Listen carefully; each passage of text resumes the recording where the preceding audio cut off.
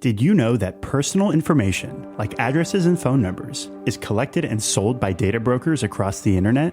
Fortunately, Aura steps in, scanning the web, sending you alerts, and requesting the removal of your info when found. Get a 14-day free trial of Aura's full toolkit, including ID theft protection, parental controls, and more at aura.com/safety. That's AURA.com/safety. Subtle results, still you, but with fewer lines. Botox Cosmetic, out of botulinum toxin A, is a prescription medicine used to temporarily make moderate to severe frown lines, crow's feet, and forehead lines look better in adults. Effects of Botox Cosmetic may spread hours to weeks after injection, causing serious symptoms. Alert your doctor right away as difficulty swallowing, speaking, breathing, eye problems, or muscle weakness may be a sign of a life-threatening condition. Patients with these conditions before injection are at highest risk. Don't receive Botox Cosmetic if you have a skin infection. Side effects may include allergic reactions, injection site pain, headache, eyebrow and eyelid drooping, and eyelid swelling. Allergic reactions can include rash, welts, asthma symptoms, and dizziness. Tell your doctor about medical history, muscle or nerve conditions including ALS or Lou Gehrig's disease, myasthenia gravis, or Lambert-Eaton syndrome, and medications, including botulinum toxins, as these may increase the risk of serious side effects. For full safety information, visit BotoxCosmetic.com or call 877-351-0300. See for yourself at BotoxCosmetic.com. Acast powers the world's best podcasts. Here's a show that we recommend. I'm Vanessa Zoltan, and I'm a Jewish atheist non-denominational chaplain. And I'm Matt Potts, and I'm an Episcopal priest and a professor at Harvard Divinity School. And we co-host the podcast Harry Potter and the Sacred Text, which is a week-by-week read-through of the Harry Potter books, where we treat those books as if they were sacred texts. What we mean by that is not that we think that the text is perfect or that we respect their author, but that they can teach us how to be more loving in the world. Listen to the show on the Acast app or wherever you get your podcasts. New episodes drop on Thursdays. Acast helps creators launch, grow, and monetize their podcasts everywhere. Acast.com. Le fait d'avoir fait cette action-là et d'avoir posté cette vidéo-là, elle m'a ouvert les yeux et je me suis dit, mais purée, moi qui aime bien aider les gens, qui a envie de donner, bah voilà, j'ai trouvé. Couturières, couturiers, bonjour à tous et bienvenue sur ce podcast.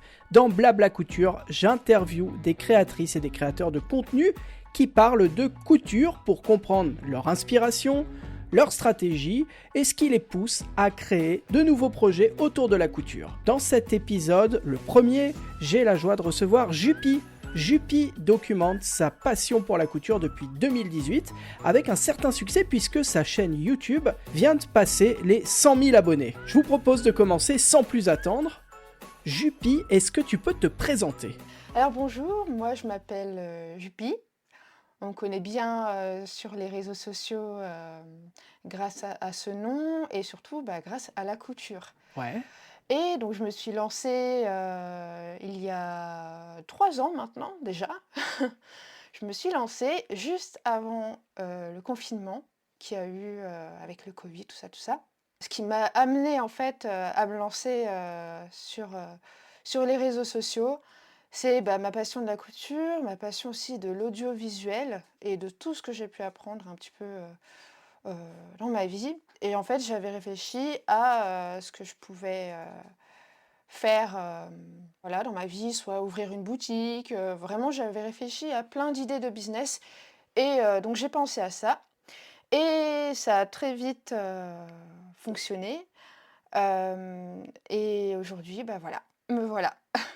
Donc toi, j'ai un peu regardé les réseaux. J'ai vu que tu avais créé ta chaîne en 2018.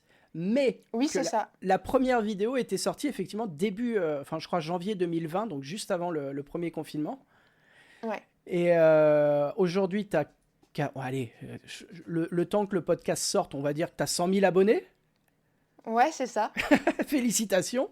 C'est quand même un cap hyper important. Tu vas recevoir un trophée, dis donc.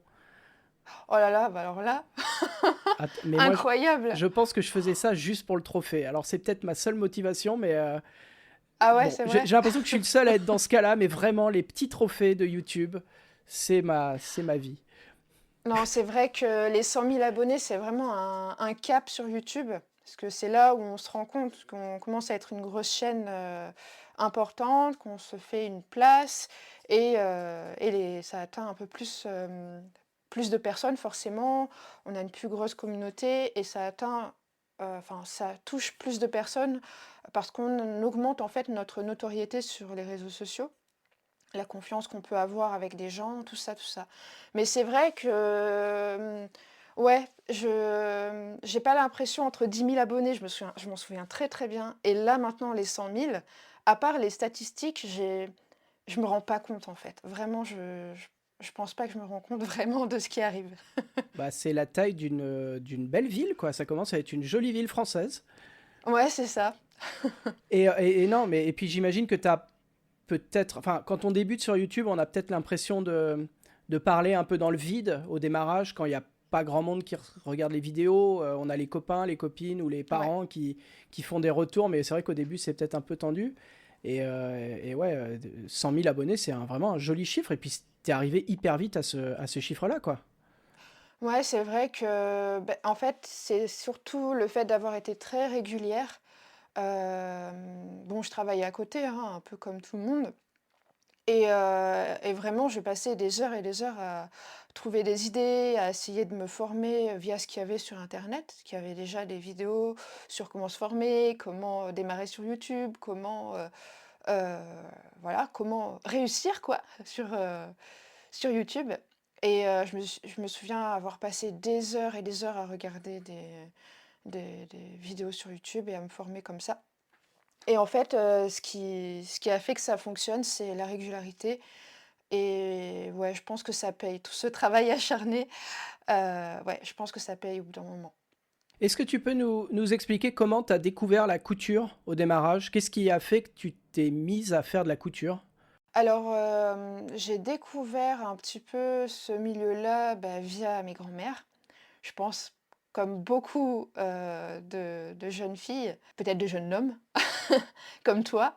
Il y en a un peu. Bah, moi, c'est pas par ma grand-mère, mais il y en a un peu moins, on va dire. Ah ouais? Mais c'est vrai que la Ouais, bah plupart ouais, des. forcément. C'est une ouais, ça touche un peu plus les femmes en France, en tout cas. Pour le moment. Un peu beaucoup, même. Mais voilà, donc j'ai démarré comme ça, en fait, en apprenant. Et en fait, ce que je faisais avec mes vêtements quand j'étais petite, c'est que je les coupais.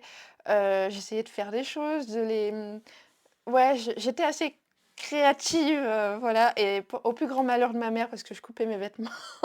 Oui, c'est ce que j'allais Et, dire. Tes parents te détestent. ah oh là là. Enfin, en Non, tout cas, mais pour ça. voilà, certains vêtements, en fait, je voulais les transformer. Ok. Et c'est venu de là. Et en fait, j'ai adoré les costumes, le fait de se déguiser, de rentrer dans un personnage. Tout ça, ça me passionnait, ça me fascinait. Et c'était surtout les grosses robes bien travaillées. euh, Ça, c'était vraiment quelque chose qui m'émerveillait. Un peu comme un enfant devant un film Disney. C'était pareil pour moi, mais sur des robes pas forcément de princesse, mais vraiment des gros costumes. Le fait d'avoir un personnage, tout ça, c'est un univers qui me passionnait beaucoup. Et du coup, à l'âge de 16 ans, j'ai voulu devenir costumière parce que ça correspondait bien à ce que je voulais faire, à mon rêve. Et donc, je suis rentrée d'abord dans une école de mode à Grenoble. C'était un bac pro métier de la mode. Sauf que ça s'est pas passé comme prévu parce Et là, que c'est le drame. ouais, voilà. Et là, c'est le drame. Donc, mon entrée dans cette école, déjà dans la classe, il y avait pas mal d'élèves qui avaient fait un choix par défaut. Il y avait beaucoup d'élèves très turbulents, voilà, qui perturbaient les cours. Et en fait, c'était aussi dans un univers de mode avec tous les clichés de la mode qui viennent, c'est-à-dire, bah oui, tout ce qui brille, c'est pas forcément très joli à voir. Les élèves vraiment étaient cruels entre eux. Enfin, je me souviens que j'en ai souffert. Et en plus, j'étais à l'internat Bien. parce que c'était pas à côté de chez moi. Donc aussi, voilà, il y avait aussi le côté où on se retrouvait le soir, où je pouvais pas dormir correctement. Des fois, je manquais des heures de sommeil pour attaquer les journées le lendemain parce que j'étais dérangée tout simplement dans la nuit. Enfin, Voilà, vraiment, c'était éprouvant et pas tous les élèves étaient passionnés dans cette classe-là, comme moi je l'étais. Et j'étais tellement frustrée et tellement triste. Hem et en fait, courant cette année-là, j'en ai parlé à mes parents qui m'ont énormément soutenue, franchement. Et en fait, ils ont cherché avec moi et en discutant un petit peu, avec d'autres personnes et en faisant des recherches aussi de notre côté, on a trouvé, un équivalent au bac pro et c'était le DTMS, diplôme du technicien des métiers du spectacle, option habilleur. Donc beaucoup plus dans ce que tu cherchais, de faire des costumes, de faire tout ça. Exactement, exactement. Donc du coup, ce qu'on a fait, c'est qu'on est allé à deux journées portes ouvertes, qu'en fait, des DTMS, en tout cas à l'époque, il n'y avait pas énormément d'écoles qui proposaient cette classe. Parce que c'est vraiment, il n'y a pas beaucoup d'élèves. Nous, dans ma classe, il me semble qu'on était 12 ou 11, je ne sais plus. Donc c'est D'accord. vraiment très spécialisé. Et donc je suis allée aux journées portes ouvertes de Lyon et d'Annecy. D'accord. Et quand je suis allée à Annecy, alors eux, ils font tout ce qui est costume pour le carnaval de Venise. Et donc j'ai pu voir tout ce qu'ils faisaient et tout. Et je me souviens avoir fondu en larmes et en fait en me disant, mais c'est ça en fait que je veux faire. C'est La ça. Et révélation. c'était... En fait, ouais, je me suis rendu compte que oui, ce que je voulais faire, c'est possible. Et qu'il fallait pas que je me laisse abattre par ce que j'avais vécu la première année. Et donc, j'ai choisi plutôt l'école de Lyon parce qu'ils proposaient plus de choses, c'était un peu plus vaste, tandis que Annecy, en fait, ils proposaient, enfin, c'était plus ciblé sur le carnaval de Venise. Et en réfléchissant, on s'est peut-être dit, avec l'aide de mes parents, hein, encore, c'est eux qui m'ont bien guidée, on s'est dit que c'était peut-être mieux de se diriger avec voilà, une orientation où je vais découvrir vraiment plus d'univers que juste le carnaval de Venise, quoi. Voilà. C'était une formation du coup qui était un peu plus touche à tout que celle d'Annecy, si je comprends bien. Oui, tout à fait, tout à fait. Et donc, la formation a duré 2 ans. Ça s'est très bien passé. J'ai obtenu mon diplôme. Et suite à ça, il y avait la possibilité d'évoluer, donc de faire un DMA, costumier. Et j'ai préféré, je ressentais le besoin de me découvrir. Donc j'ai préféré en fait rentrer directement dans le métier, quoi. Donc j'ai cherché à être directement habilleuse. Donc j'ai cherché un petit peu sur Lyon, tout ça, mais malheureusement je suis tombée sur une période qui ne recrutait absolument pas. Donc j'étais mal tombée pour le coup.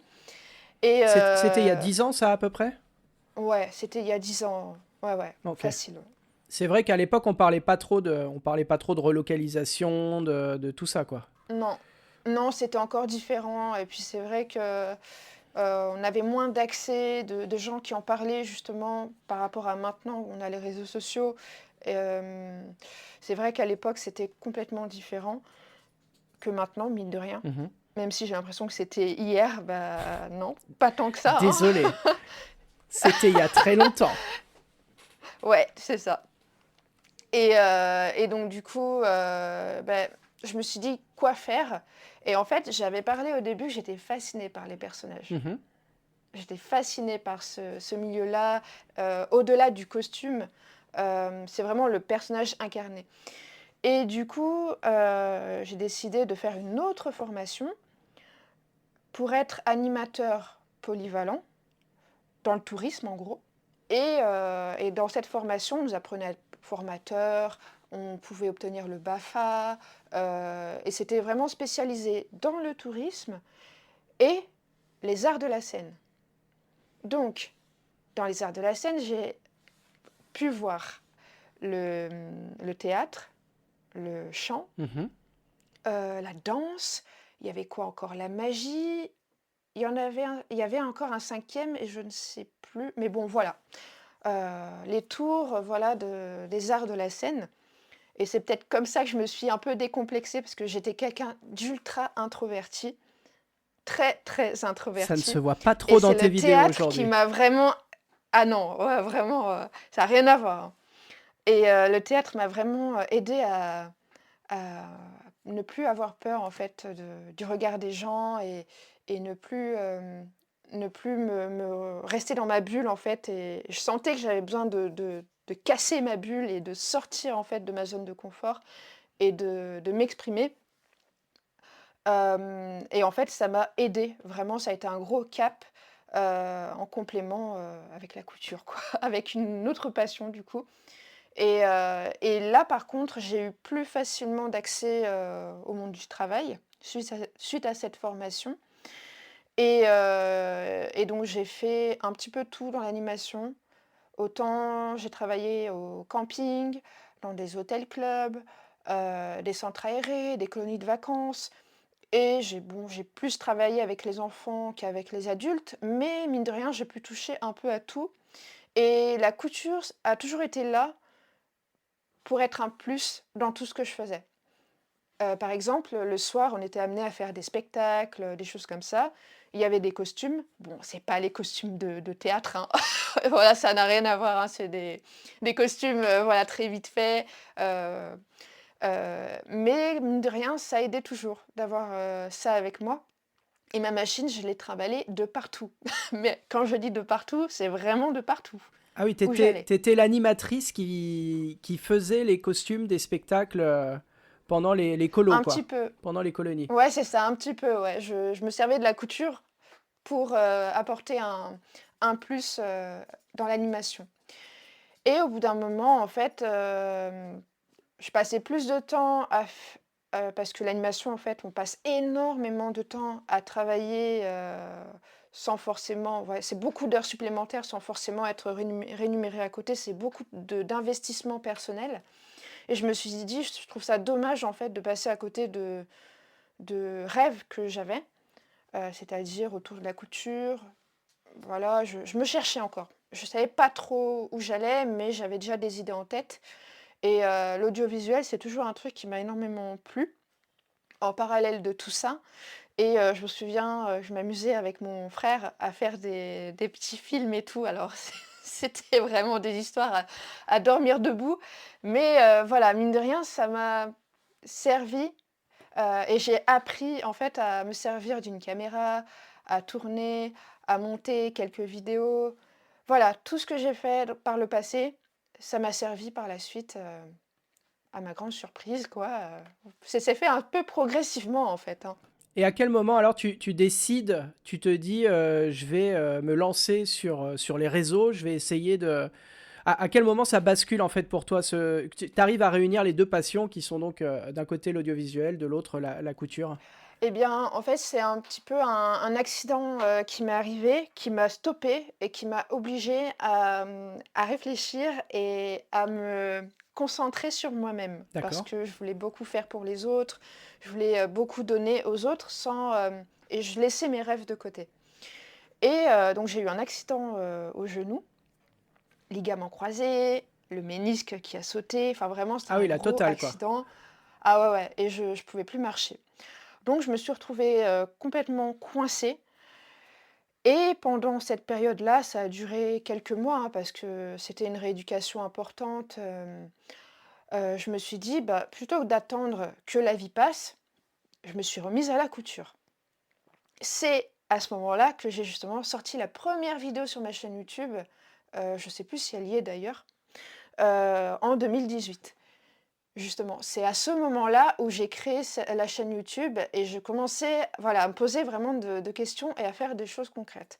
Donc j'ai recommencé à sérieusement coudre et je faisais des tenues. Malgré que j'avais le genou et que je ne pouvais pas marcher, je faisais quand même des photos. Voilà, je tenais sur une jambe comme ça et j'essayais de me débrouiller quoi, malgré mon accident. C'était un accident à la jambe droite, gauche pardon?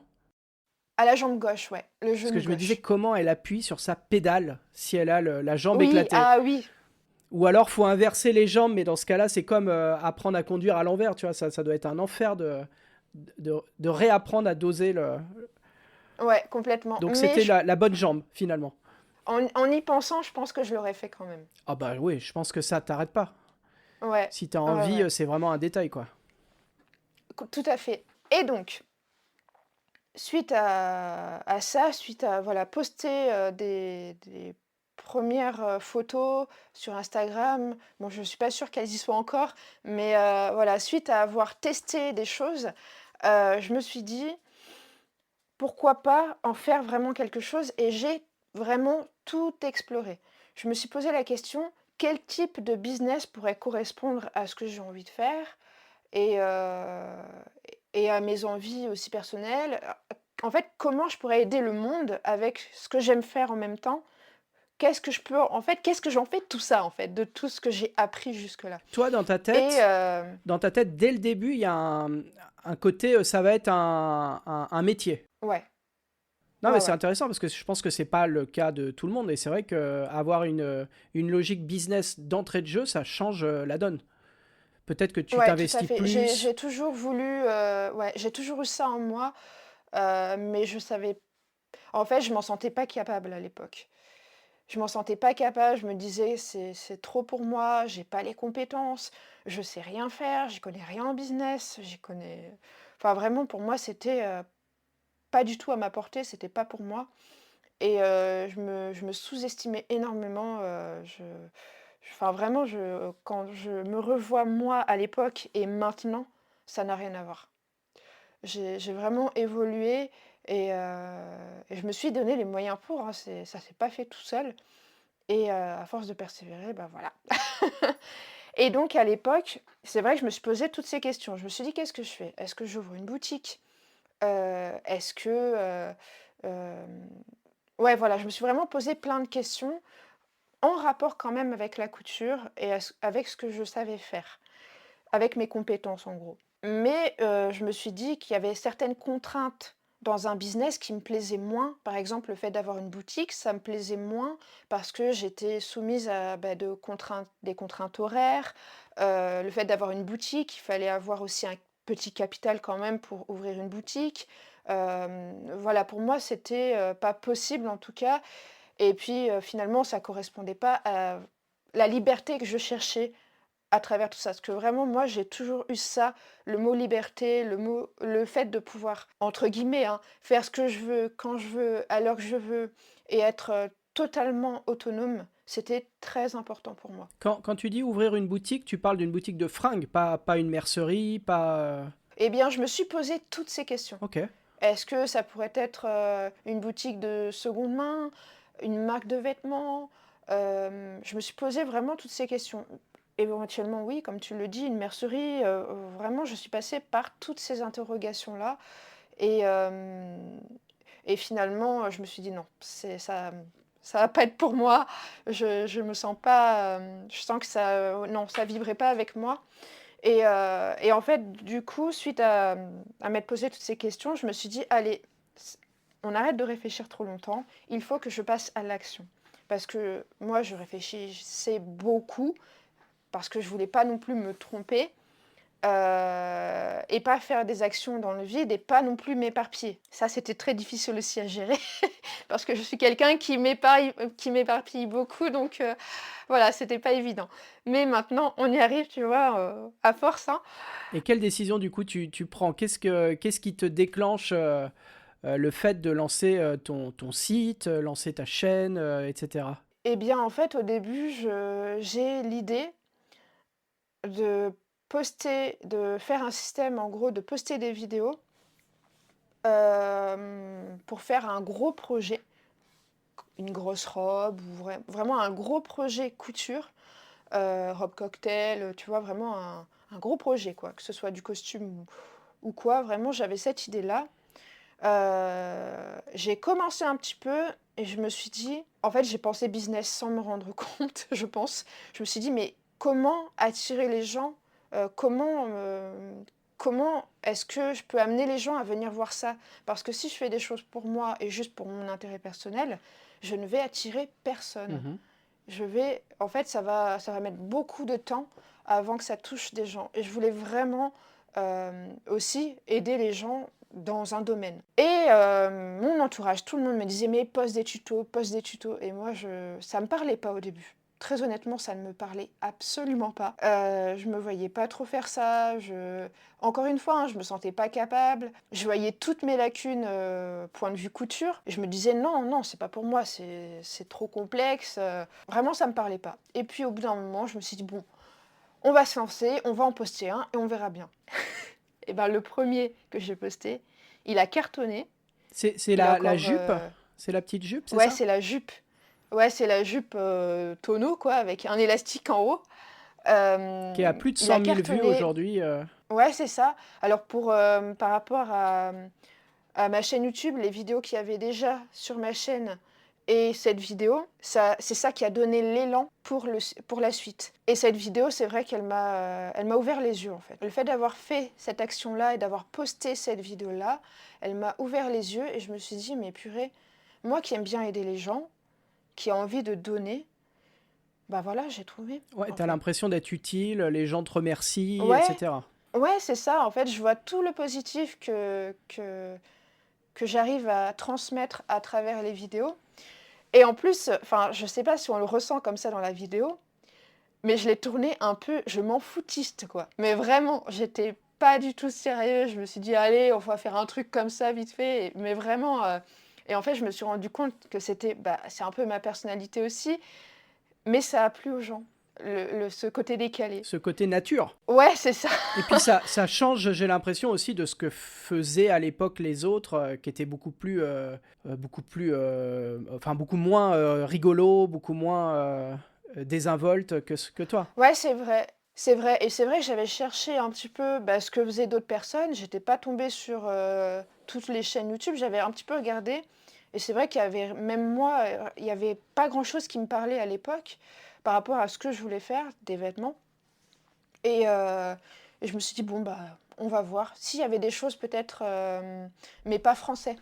Ouais. Tu vois, il y avait des choses peut-être qui venaient plus des États-Unis, des vidéos comme ça, ce qui sont toujours en avance par rapport à nous. Ah ça, je te le confirme.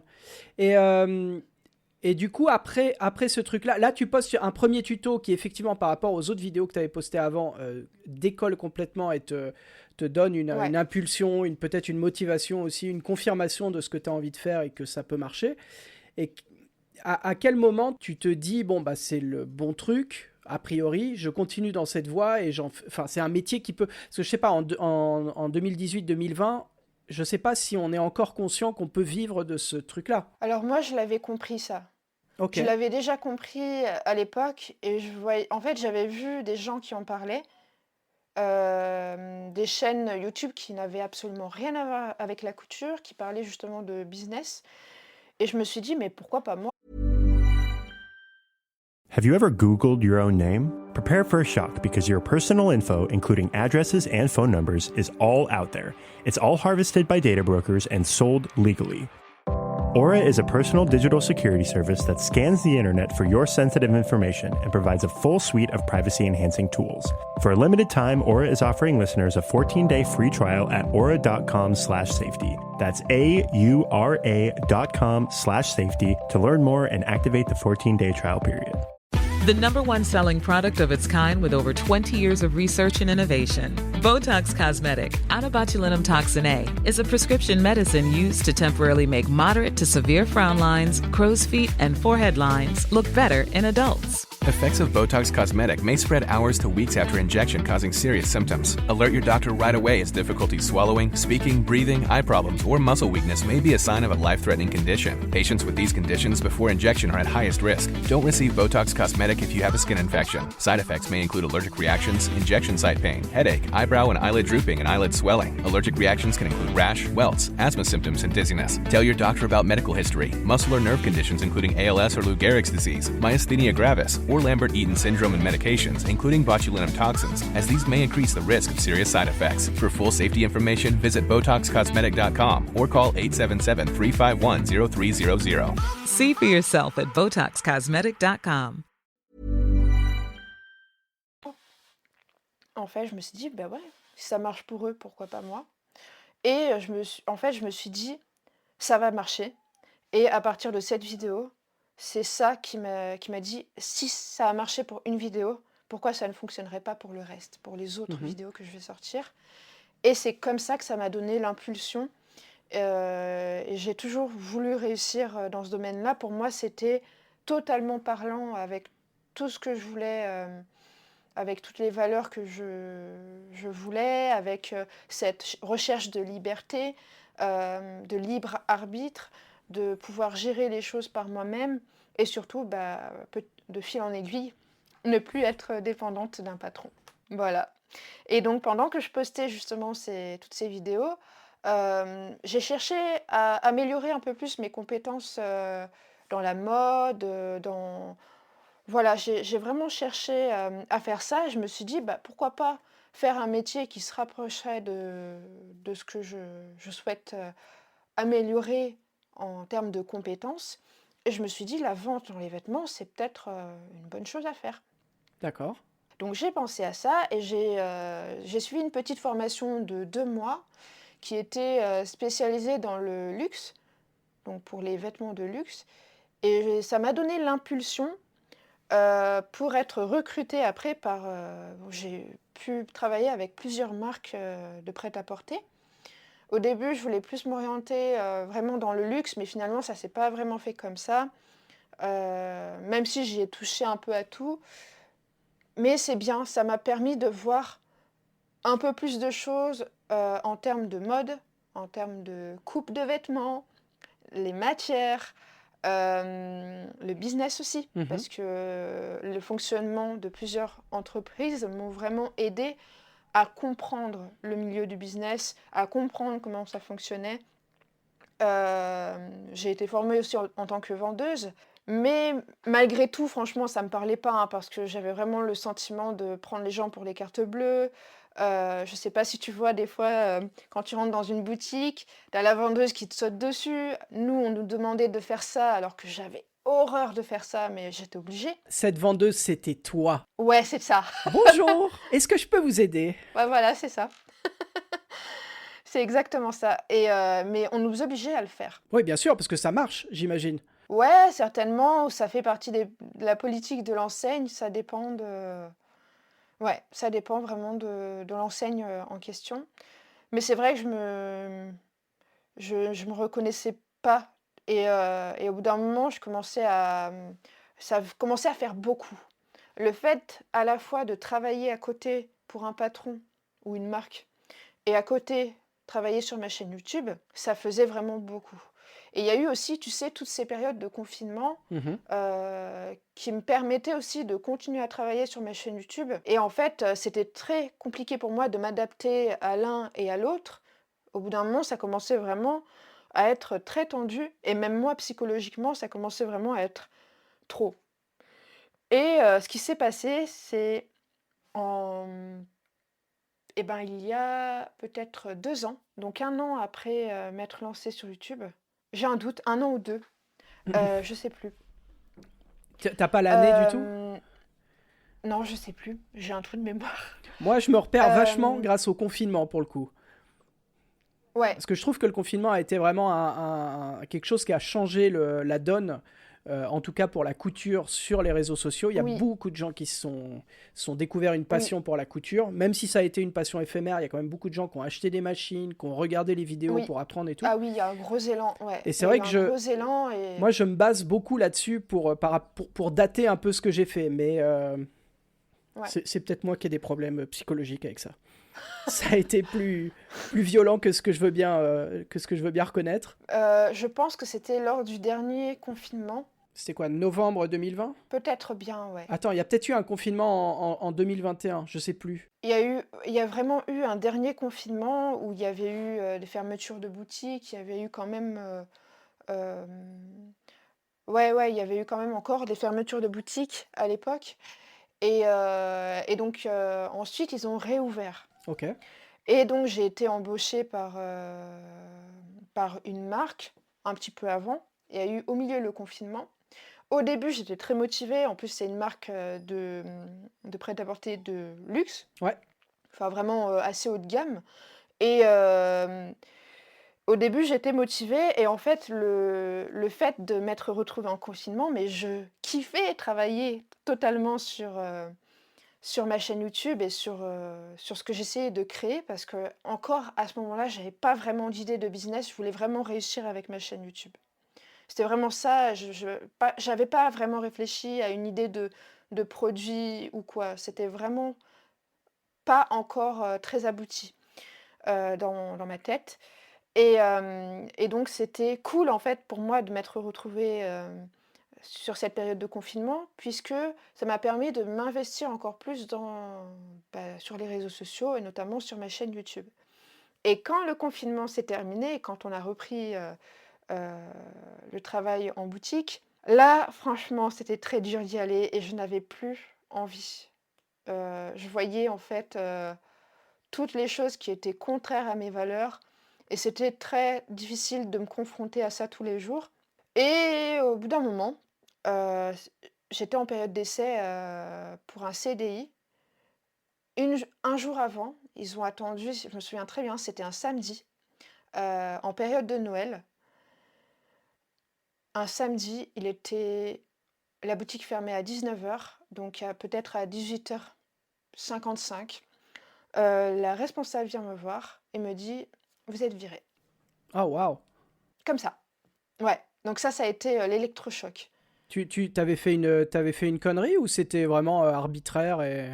Non, ils ont pas voulu me dire, donc je pense que c'était peut-être pour leurs intérêts d'effectifs ou je sais pas trop parce que vu qu'il y avait eu le confinement, je savais pas quelles étaient les raisons à ça. Mais bon, ils étaient dans leur droit puisque j'étais encore en période d'essai. Mhm.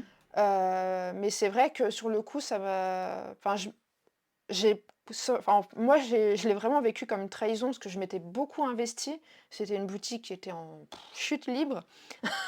Et je m'étais beaucoup investie, même si, bon, bah, sur la fin, j'étais pas parfaite et j'avais vraiment besoin, je pense, d'un soutien moral à ce moment-là. Mais c'était pas grave. Pour moi, c'était passager. Puis après, j'allais rebondir Mhm. et continuer à faire ce travail acharné. Finalement, cette espèce de gros mur, de gros stop, en fait, qu'on m'a mis, c'est comme ça que j'ai réalisé, mais il faut que je fasse quelque chose. Il faut pas que je continue comme ça. Il faut que je prenne une décision. C'est soit je continue et ça va prendre des années encore à pouvoir vivre de ma passion. Donc soit je continue à être employée chez quelqu'un et galérer comme ça, soit vraiment je prends une décision radicale et on y va, je crée mon entreprise et vraiment on y va parce que ça me faisait une peur bleue de créer mon entreprise, de gérer la comptabilité, ça c'est un truc qui me faisait très peur. Voilà, de gérer tout ça, ça me faisait vraiment une peur. Je te raconte même pas, c'était quelque chose pour moi qui était pas du tout à ma portée. Ah ben j'ai eu les mêmes peurs que toi, hein. Ah ouais? Je pense que n'importe qui n'a pas de... Moi, mes parents sont pas entrepreneurs, par exemple, ils sont profs. Donc, jamais j'ai entendu parler de gestion, de comptable, de frais professionnels et tout. Parce que quand tu es prof, a priori, en tout cas de ce que j'en sais, il n'y a pas vraiment tout ça. Et quand tu débarques dans ce milieu, enfin, quand toi, tu as envie de monter une entreprise, de faire ton business et que tu n'as jamais entendu parler de ça de ta life, effectivement, c'est une crainte, quoi. Je pense que c'est une crainte partagée par beaucoup de gens qui se lancent et qui n'ont pas eu cette expérience familiale avant. Et c'est normal, de toute façon, d'avoir peur quand on se lance dans quelque chose de nouveau. Ouais. Et qui a l'air... où il faut gérer tout un tas de trucs. Il faut que tu gères ton propre métier avec les difficultés qu'il y a. Et il faut que tu gères toute la partie gestion, la partie juridique, la partie peut-être technique si, dans notre cas, tu as un site internet et voilà, t'es pas codeur, t'es pas informaticienne, donc c'est vraiment une montagne. T'as l'impression d'être au pied d'une montagne hyper compliquée à franchir, quoi. Ouais, c'est ça. Avec des conneries qui peuvent t'envoyer dans le mur, parce que Ouais, complètement. si tu te prends un contrôle et que ta compta est faite n'importe comment, tu peux vite te retrouver à être obligé de fermer, quoi. Complètement. Et c'est de tout ça que j'ai eu peur. Et oui, je me reconnais complètement dans ce que tu dis parce que j'ai eu ces peurs-là. Et je me suis dit, mais purée, ces peurs, il est vraiment temps que je les affronte et qu'on aille au bout des choses parce que c'était vraiment quelque chose que je voulais faire. Et là, je me suis dit, c'est l'opportunité parfaite. Je viens de me faire virer de mon boulot. Ma chaîne YouTube, elle avait fait le plus gros, elle avait vraiment monté d'un coup à cette période-là, Mhm. période de Noël. Même, en termes de revenus YouTube, c'était le plus gros revenu que j'avais eu jusque-là. C'était pas des montants énormes, mais mine de rien, je me suis dit: «Waouh, c'est possible de faire de l'argent par soi-même, quoi». C'était incroyable pour moi, tu vois, cette perception. Avec YouTube, tu découvres que c'est possible de faire, enfin c'est compliqué, hein, mais de faire de l'argent en restant chez soi quasiment, Ouais, en faisant des trucs que t'aimes ouais, et en le faisant quand tu veux, quoi. c'est ça. Mais bon, je savais que YouTube, je pouvais pas non plus compter que là-dessus parce que, bah, on sait jamais ce qui peut arriver et puis même, c'est pas des comme je le disais, c'est pas non plus des sommes astronomiques, ce n'est pas, des sommes, qui sont, comme un salaire régulier, donc c'est pas possible de se reposer que là-dessus et je me suis dit, «Eh bien, pourquoi ce que je transmettais à travers, les vidéos YouTube, pourquoi je l'exploiterais pas un peu plus et j'en ferais pas, et je ferais pas finalement des cours de couture, donc des formations en ligne. Et en fait, c'est comme ça que ça a démarré, c'est comme ça que j'ai créé ma première formation, en ligne. Alors au début, pareil, hein, je me lançais vraiment dans l'inconnu, j'ai essayé, de suivre un peu ce que les gens disaient, j'ai essayé avec System.io. J'y Mhm. comprenais rien du tout. Pour moi, c'était un peu trop complexe. Finalement, j'ai trouvé Podia qui est, une plateforme beaucoup plus simple et minimaliste. Je me perdais moins avec, tout un tas de détails qui pour moi, je perdais un temps fou à devoir mettre des choses en place. J'avais vraiment besoin de gagner du temps parce que je passais déjà tellement de temps pour le montage et sur la couture que je pouvais pas, me permettre de perdre du temps ailleurs en fait, je sais pas si tu vois ce que je veux dire, mais la couture, ça prend déjà tellement de temps, plus le montage vidéo, c'était déjà un temps qui était très important sur mon temps de travail et je pouvais pas, avoir un site, et devoir, tout faire au millimètre près, c'était pas possible. Et en fait, c'est comme ça que j'ai vu que ça a commencé à fonctionner, en fait. C'était une toute petite formation, heu et qui se vendait un petit peu, qui se vendait un petit La peu. première formation, c'était quoi? La première formation que tu crées? Bah, c'était apprendre les bases de la couture. De A à Z, c'est ça? Ou en partant de zéro? Ouais, oui, c'est ça, de A à Z. Il me semble que je l'avais appelé comme ça. Un truc complet pour... t'as jamais cousu de ta vie et tu nous apprends à coudre depuis zéro, quoi. Oui, c'est ça. Et alors cette formation, j'ai essayé de la faire un peu en récoltant les informations à droite à gauche, mais pareil, le fait de monter un cours, tu vois? De vraiment, faire quelque chose de, pédagogique, tout en trouvant l'équilibre entre la théorie et la pratique. Tout ça, c'est quand même des choses, à apprendre. C'est Mhm. des compétences à développer au-delà de ce que nous, on connaît et que l'on a en termes de compétences. Monter un cours, tout ça, c'était quand même, un sacré job, quoi. Mais je me suis dit: «C'est quelque chose qui me parle, donc bah, je vais continuer, sur ma lancée, à travailler dessus et puis, heu et puis on va voir un peu ce que ça donne» et cette petite formation que j'ai démarrée, finalement, j'ai fait une deuxième version et puis là, récemment, une troisième version pour l'améliorer avec maintenant tout ce que j'ai appris, hem et que j'ai mis en application. Bah, ça n'a rien à voir à l'époque, ce que je faisais et maintenant, il y a eu beaucoup d'évolutions et là, tous les mois, je travaille sur une nouvelle formation. J'essaye de voir un peu ce que je peux mettre en place pour aller vraiment, plus en profondeur dans les techniques, chose qu'on n'a pas le temps de faire sur YouTube, Mhm. parce qu'il faut aller vite, il faut pas passer trop de temps sur les vidéos et puis sinon ça fait des vidéos de 2 3 heures facilement avec la couture. Du coup, je me suis dit: «Non, c'est pas possible» et puis même en termes de pouvoir se rémunérer et en vivre, c'était important de trouver un équilibre parmi tout ça, quoi. Voilà, un petit peu. Aujourd'hui, est-ce que tu en vis de tout ça ou est-ce que tu es obligé de travailler un petit peu à côté pour... Est-ce que c'est vraiment ton métier, la couture? Ouais, c'est vraiment mon métier, la couture. J'en vis un petit peu, très modestement.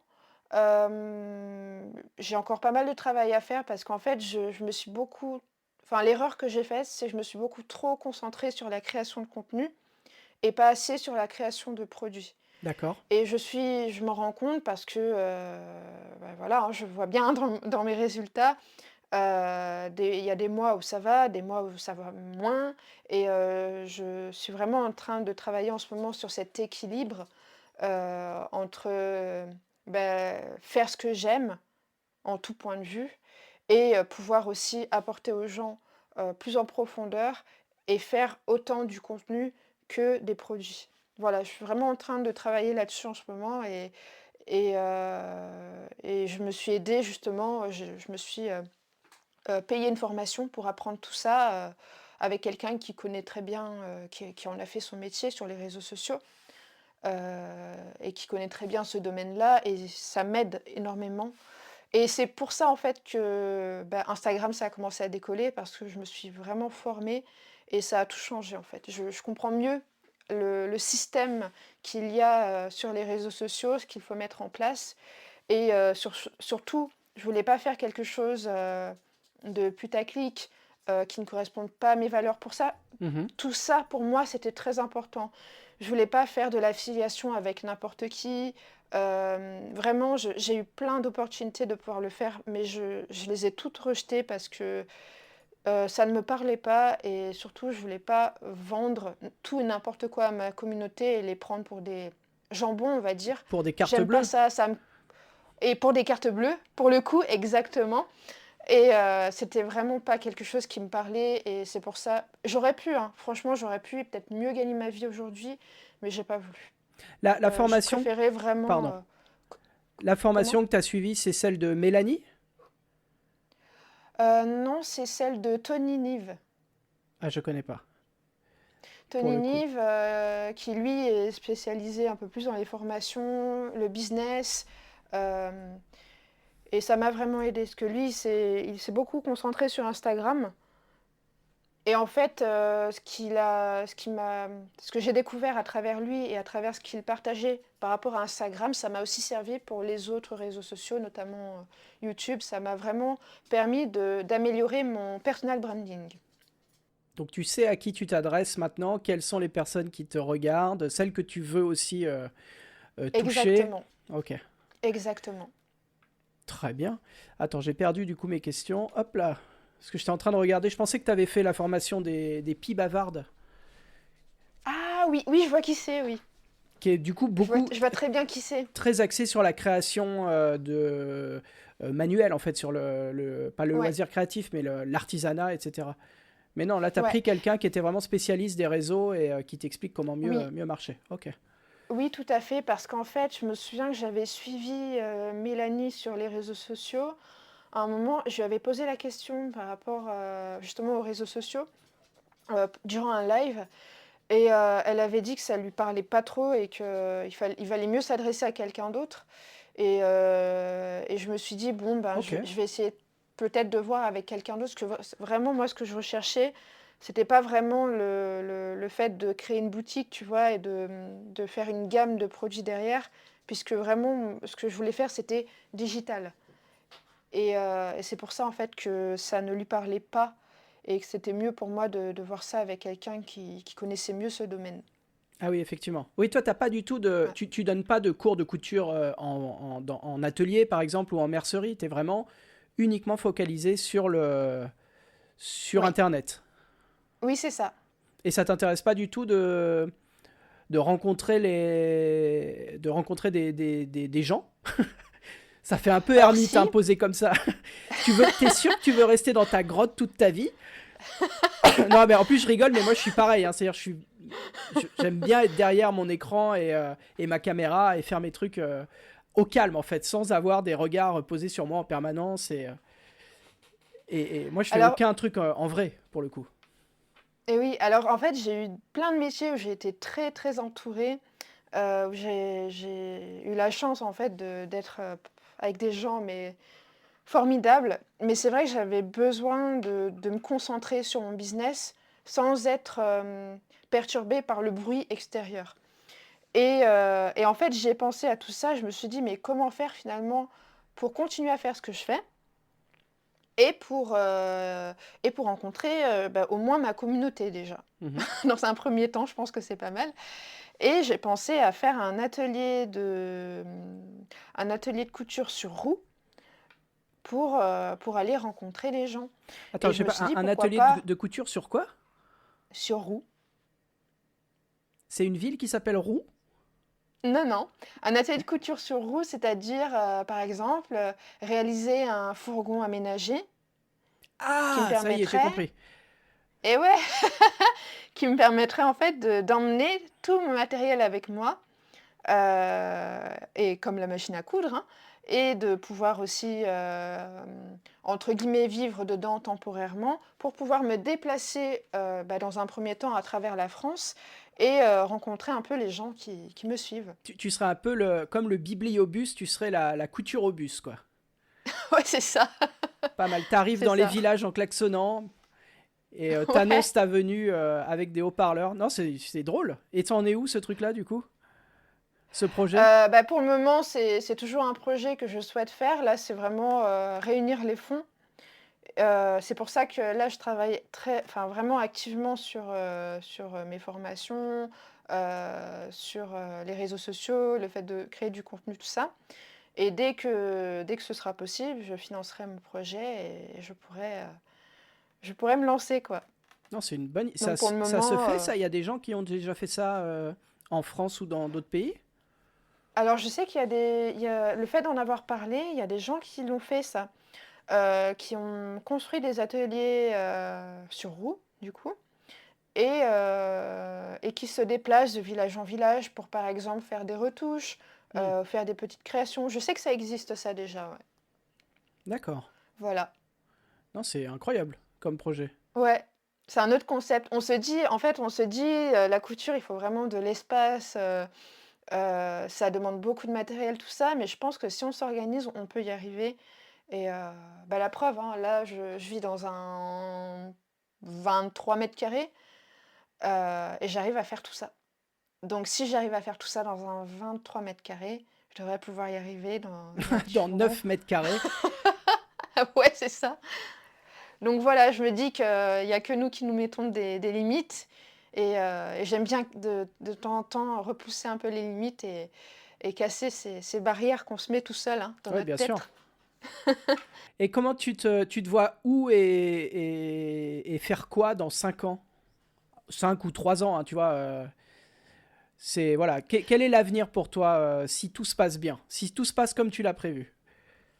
Si tout se passe comme je l'ai prévu, je me vois avoir rencontré toute ma communauté. Façon de parler, mais avoir vraiment Tu as rencontré 100 les 000 gens. abonnés. Ça fait beaucoup de gens.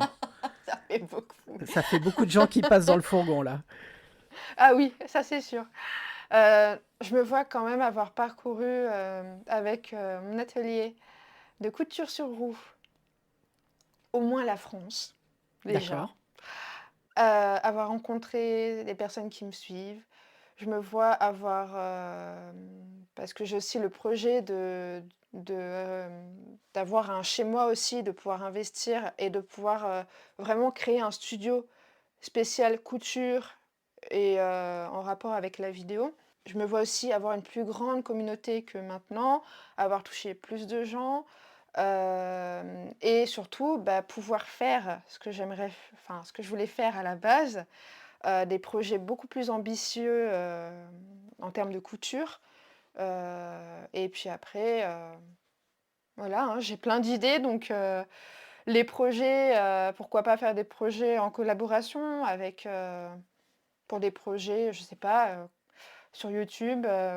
Voilà, j'ai vraiment plein d'idées. Et du coup, je me vois bien là, déjà dans 5 ans. Je pense que c'est pas mal. Carrément. Et surtout, de pouvoir être libre et voyager aussi, continuer, et tout en continuant à faire ce que je fais maintenant. Parfait.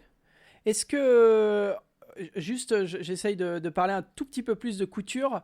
Qu'est-ce que tu préfères en couture et qu'est-ce qui te déplaît le plus? Alors, ce que je préfère, c'est à la fin, les essayages. Ok.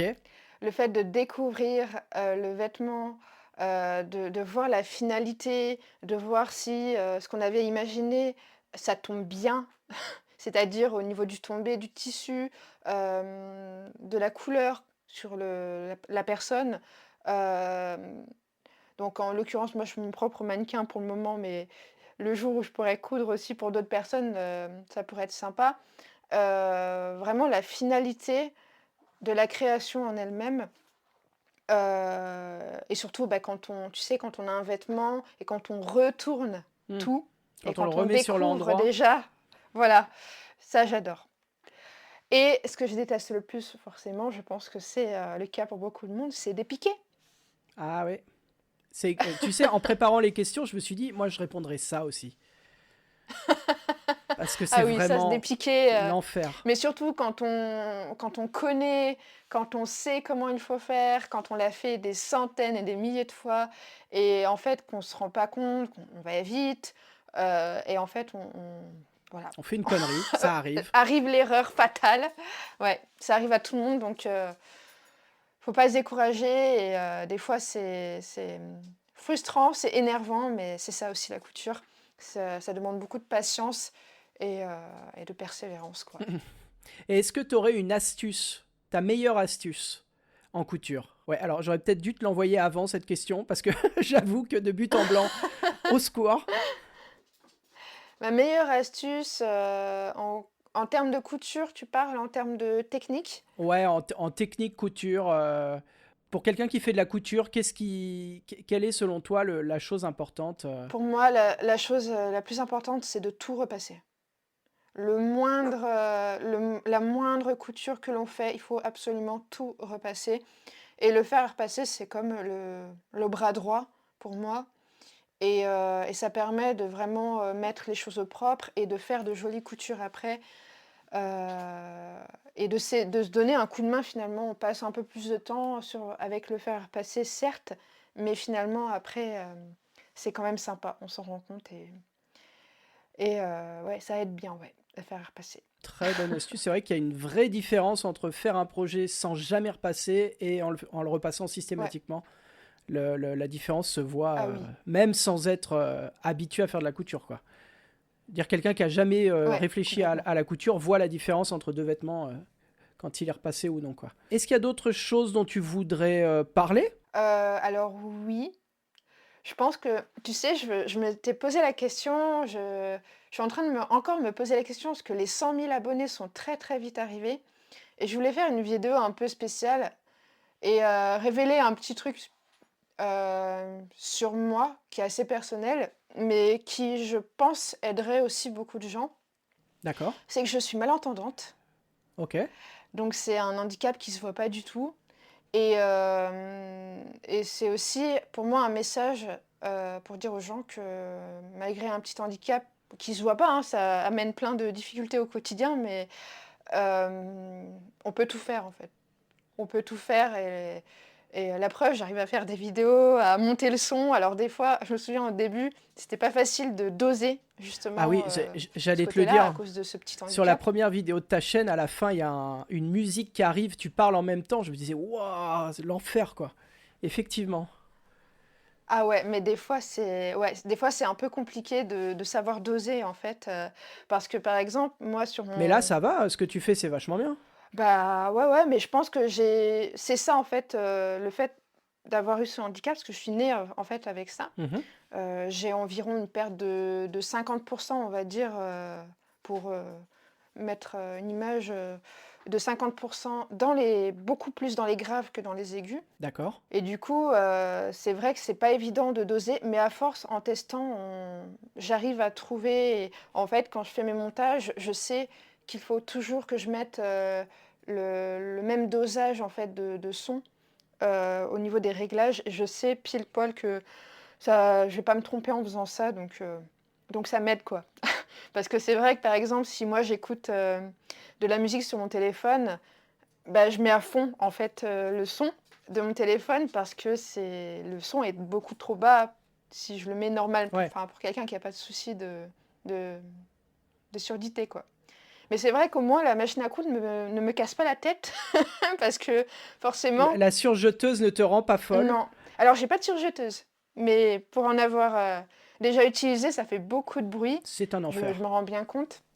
Mais non, pour le coup, ça va. C'est un avantage. Parfait. Non, mais c'est cool parce qu'effectivement, ça ne se... Bah, de toute façon, ça ne se voit pas, quoi. Non, ça s'entend peut-être un peu pour les gens qui connaissent. Il y a des personnes, au tout début de ma chaîne YouTube, j'avais eu des commentaires horribles par rapport à ma voix. Hey, bienvenue sur YouTube. Ils leur disaient, mais... Oh là là, c'était un truc... Et j'avais dit, c'est peut-être parce que j'ai un handicap. Et en fait, je ne m'en suis jamais vraiment cachée. C'est vrai que je n'en parle pas, mais je ne m'en suis jamais cachée. Et je me souviens que la personne avait retiré ses commentaires parce que les gens ne se rendent pas compte à quel point ils peuvent être blessants sur les réseaux sociaux. Ouais, soit pour faire une blague, soit parce qu'ils s'ennuient. C'est vrai que ça va très vite, quoi. Ouais, c'est ça. Bon, autant les blagues, bon, ça ne me dérange pas. Moi aussi, je suis une grosse blagueuse, mais il y a des choses, des fois, c'est un peu... Mais bon, voilà, il faut savoir ne pas le prendre personnellement parce que finalement, les gens ne nous connaissent pas vraiment. Voilà, c'est normal. Donc, je me dis que ça fait partie du jeu aussi.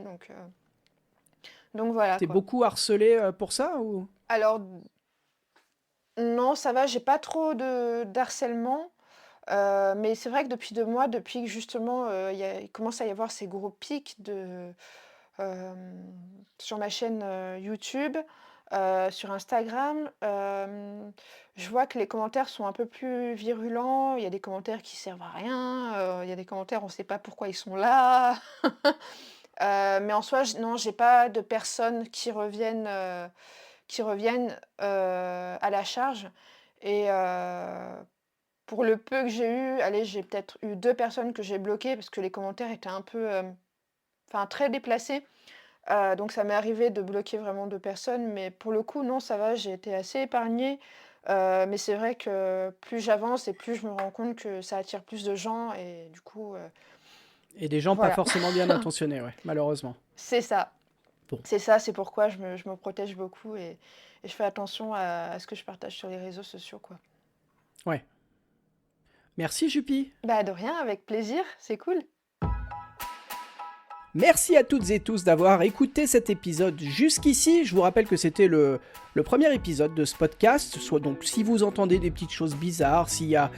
Enfin voilà, j'avais prévenu Jupy qu'elle serait la première à passer et donc il faudrait sans doute être un peu indulgent. Je vous mets en note de ce podcast tous les liens pour retrouver mon invité et découvrir son travail. Vous allez découvrir sa chaîne YouTube, son Instagram, également son TikTok. Quant à moi, je vous dis normalement à la semaine prochaine pour une nouvelle interview d'une nouvelle créatrice ou peut-être d'un créateur, je ne sais pas encore. Et d'ici là, je vous donne rendez-vous sur les réseaux, sur YouTube, sur Insta, sur mon blog, où vous voulez, pour découvrir ce que je fais en couture également. À très bientôt.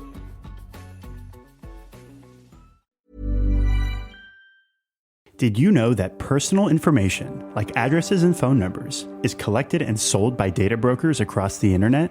Fortunately, Aura steps in, scanning the web, sending you alerts, and requesting the removal of your info when found. Get a 14-day free trial of Aura's full toolkit, including ID theft protection, parental controls, and more at aura.com/safety. That's AURA.com/safety. The #1 selling product of its kind with over 20 years of research and innovation. Botox Cosmetic, out of botulinum toxin A, is a prescription medicine used to temporarily make moderate to severe frown lines, crow's feet, and forehead lines look better in adults. Effects of Botox Cosmetic may spread hours to weeks after injection, causing serious symptoms. Alert your doctor right away as difficulty swallowing, speaking, breathing, eye problems, or muscle weakness may be a sign of a life-threatening condition. Patients with these conditions before injection are at highest risk. Don't receive Botox Cosmetic if you have a skin infection. Side effects may include allergic reactions, injection site pain, headache, eyebrow and eyelid drooping, and eyelid swelling. Allergic reactions can include rash, welts, asthma symptoms, and dizziness. Tell your doctor about medical history, muscle or nerve conditions including ALS or Lou Gehrig's disease, myasthenia gravis, or Lambert-Eaton syndrome and medications, including botulinum toxins, as these may increase the risk of serious side effects. For full safety information, visit BotoxCosmetic.com or call 877-351-0300. See for yourself at BotoxCosmetic.com. Acast powers the world's best podcasts. Here's a show that we recommend. I'm Vanessa Zoltan, and I'm a Jewish atheist non-denominational chaplain. And I'm Matt Potts, and I'm an Episcopal priest and a professor at Harvard Divinity School. And we co-host the podcast Harry Potter and the Sacred Text, which is a week-by-week read-through of the Harry Potter books, where we treat those books as if they were sacred texts. What we mean by that is not that we think that the text is perfect or that we respect their author, but that they can teach us how to be more loving in the world. Listen to the show on the Acast app or wherever you get your podcasts. New episodes drop on Thursdays. Acast helps creators launch, grow, and monetize their podcasts everywhere. Acast.com.